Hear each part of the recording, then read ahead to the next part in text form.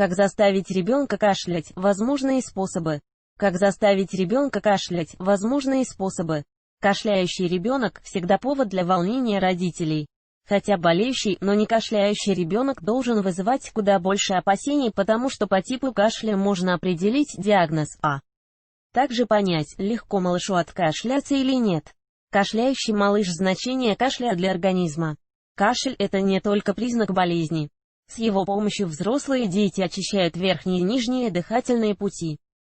В течение дня ребенок может закашляться по нескольким причинам: развивается воспаление, попало инородное тело, подавился, течет слизь из носа по задней стенке глотки, раздражая кашлевые рецепторы, развивается аллергическая реакция, воздух, которым дышит ребенок, сухой, пыльный или задымленный. Инородное тело – причина кашля. В зависимости от того, что стало причиной кашля, родителям нужно выбрать тактику поведения. К любому кашлю нужно относиться не как к страшному симптому, а как к полезному рефлексу, очищающему дыхательные пути от раздражителя. На стенках глотки и гортани расположены особенные кашлевые рецепторы, которые, реагируя на малейшее раздражение, запускают механизм кашля только для того, чтобы изгнать инородное вещество.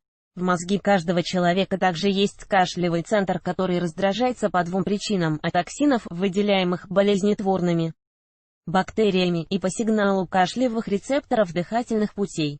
Виды кашля. Делить кашель на группы можно, опираясь либо на его качество, либо на причину, его провоцирующую.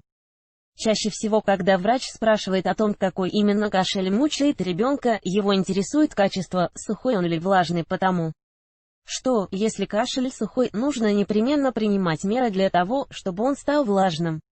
Если кашель влажный, достаточно не дать ему превратиться в сухой. Влажность кашля определяется на звук. Если ребенок закашливается длительными и звонкими приступами, которые повторяются один за другим, не принося облегчения, это кашель сухой. Чаще всего он дерет горло и не дает спать ночью. Возникают эти приступы либо при воспалении верхних дыхательных путей, проявляющимся красными и опухшими гландами, либо при бронхитах, когда мокрота пересохла и потеряла способность свободно выходить. Если кашель сухой возник внезапно, без сопутствующих симптомов, стоит заподозрить попадание инородного тела в дыхательные пути. При этом важно понимать, что кашель в этом случае – наиболее эффективный способ изгнать инородное тело из организма.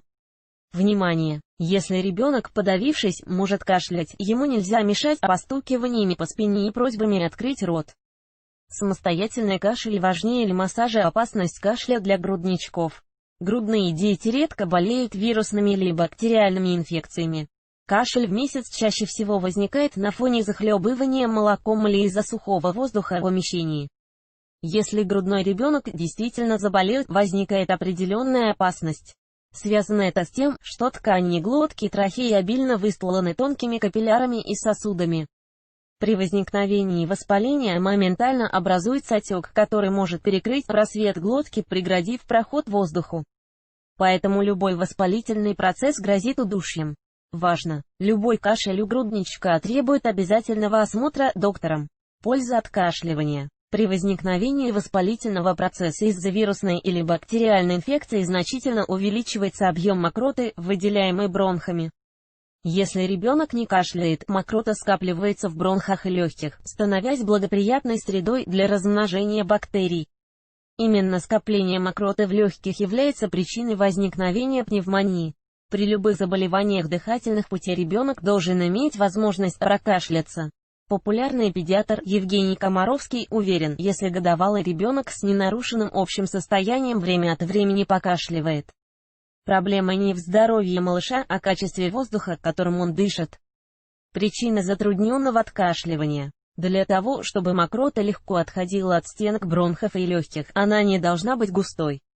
Поэтому важно обеспечить выполнение двух важных условий, помогающих откашливаться: воздух в помещении должен быть влажным и прохладным. Не теплее плюс 20 градусов Цельсия, увлажненный до 60%. Ребенок старше 6 месяцев должен много пить теплой жидкости. Обеспечение двух этих параметров гораздо важнее любых лекарств и народных способов, стремящихся научить, как заставить ребенка кашлять. Засохшая мокрота, скопившаяся в дыхательных путях, мешает нормальному вдоху и процессам газообмена. Она значительно увеличивает время течения болезни и грозит обструкцией и другими опасными осложнениями. Задача родителей – не уговорить ребенка откашлять мокроту, а обеспечить организму благоприятные условия для ее отхождения. Проветривание детской температуры питья, которым нужно поить ребенка, должна быть близкой к температуре тела. Если у малыша жар, компот должен быть прогрет до 38 градусов Цельсия. Если гипертермия не наблюдается, температура напитка может составлять 36 градусов Цельсия. Помощь грудничку для облегчения откашливания. Бывают ситуации, когда отхаркиваться ребенок сам не может. Причиной может быть слабый кашлевый рефлекс, из-за которого реснички, устилающие ткани, почти не реагируют на присутствие раздражителя в виде мокроты. В таких случаях врачи назначают специальный массаж, который может делать сама мама. Подобные массажи не рекомендуется проводить позже, чем за 2 часа до сна, потому что движения мокроты по дыхательным путям не дадут уснуть ни ребенку, ни его родителям. Подготовка к массажу. Для подготовки к массажу потребуется подготовить масло или крем для увлажнения спинки грудничка, он снизит трение и избавит от неприятных ощущений, скатать полотенце в валик, вымыть руки. Для того, чтобы начать массаж после последнего кормления, должно пройти не менее часа, иначе все, что грудничок съел, он непременно срыгнет. На подготовленную ровную поверхность потребуется положить валик из полотенца, а на него уложить ребенка животом вниз. Важно обеспечить такое положение тела, при котором попа будет выше головы. Смазав руки и спинку выбранным маслом или кремом, нужно совершать массирующие движения в направлении от поясницы к голове. Вибрации от массажа заставят мокроту двигаться в заданном направлении. Детям старше года можно массаж дополнить легкими постукиваниями, совершающимися ребром ладоней справа и слева от позвоночника.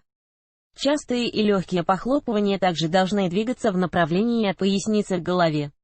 Важно! Массаж, решающий вопрос о том, как заставить грудного ребенка покашлять, может проводиться только в том случае, если общее состояние малыша не нарушена, не повышена температура, не наблюдается слабость, и только тогда, когда он сам не в состоянии прокашливаться.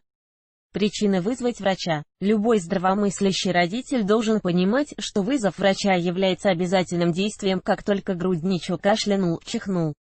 И появились другие признаки ОРЗ: повышенная температура тела, вялость, отказ от еды, капризность.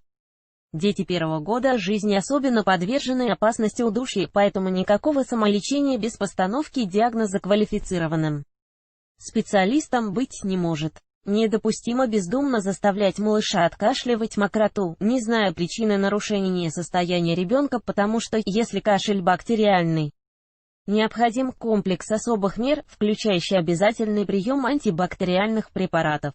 При некоторых диагнозах нельзя потерять даже час, размышляя над необходимостью врачебной помощи. Здоровье ребенка – ответственность родителей.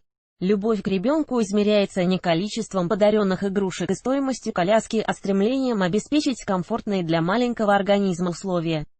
Проветривание помещения, одевание без лишних слоев и ненужных аксессуаров, длительные прогулки – это лучшее, что могут дать родители своему грудничку.